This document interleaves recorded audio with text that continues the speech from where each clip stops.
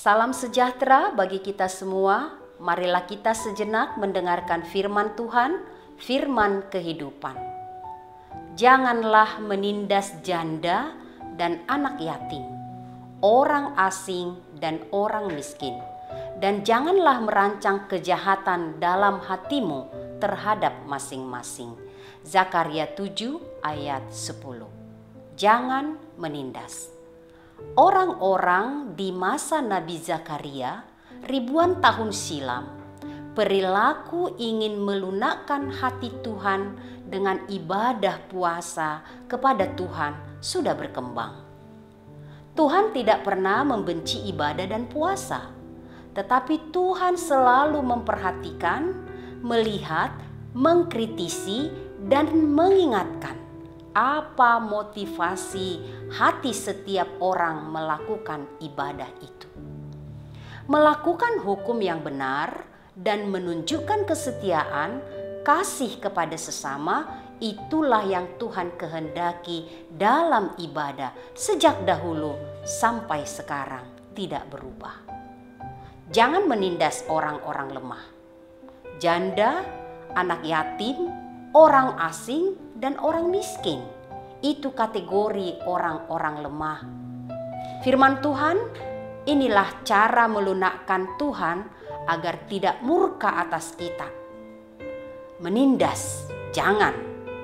Menindas artinya menindih, menghimpit, menekan kuat-kuat dengan beban berat, menggencet, memperkudak, memeras, menguasai dengan paksa, melakukan kekerasan, kelaliman.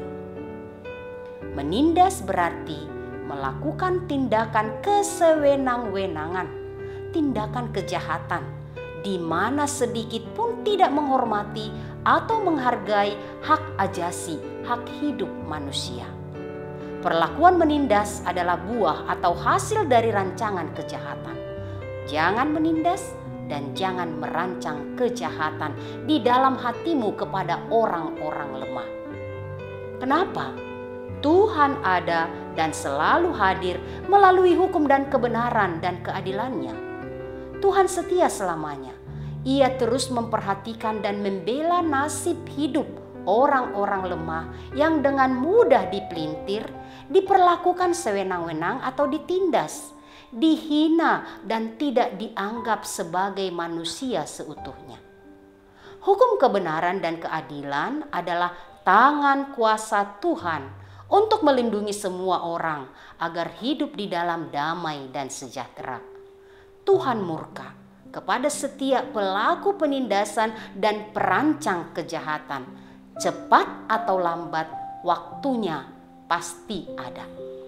Akhir-akhir ini kita melihat dengan nyata para pelaku penindasan dan perancang kejahatan diangkat di publik. Ini menjadi peringatan bagi kita semua. Tuhan murka atas setiap pelanggaran kepada hukum kebenarannya.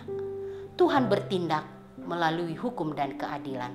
Sekali lagi, cepat atau lambat, semua kejahatan akan mendapat ganjaran yang setimpal. Hati-hatilah, jangan menindas, jangan berlaku tidak adil, jangan menaruh beban berat kepada siapapun yang tak patut memikulnya. Jangan serakah pada pekerjamu, pakai dan berlakukan aturan yang benar untuk melindungi semua orang tanpa pandang bulu. Lindungi dirimu dan sesamamu dari dosa ketidakadilan. Hidup jujur, bersih, adil kepada sesama. Itulah ibadah yang dapat melunakkan hati Tuhan. Dan itulah ibadah yang sejati di hadapan Tuhan. Berbahagialah orang yang mendengarkan firman Tuhan dan menyimpan semuanya di dalam hatinya. Amin. Mari kita berdoa. Tuhan Allah Bapa yang mengasihi kami, Engkau mengingatkan kami akan kebenaran firman-Mu. Engkau mengingatkan kami supaya jangan melakukan penindasan atau merancang kejahatan. Karena Tuhan murka untuk setiap pelaku penindasan dan yang merancang kejahatan. Tolong kami Tuhan untuk mentaati kebenaran firman-Mu. Tolong kami Tuhan untuk setia melakukannya, mengasihi sesama kami, mengasihi Tuhan. Tolong kami Tuhan, mampukan kami untuk tetap bersikap adil kepada sesama kami. Karena itulah yang Tuhan kehendaki dan itulah ibadah kami kepada Tuhan.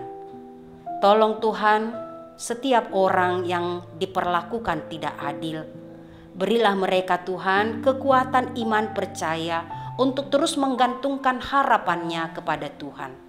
Orang-orang yang mencari keadilan, berkatilah mereka dengan hukum dan kebenaran-Mu.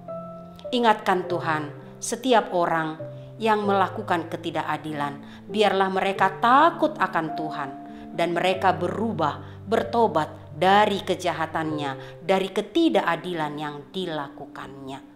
Terima kasih Tuhan, berkatilah setiap orang-orang yang berjuang untuk melakukan dan menegakkan keadilan.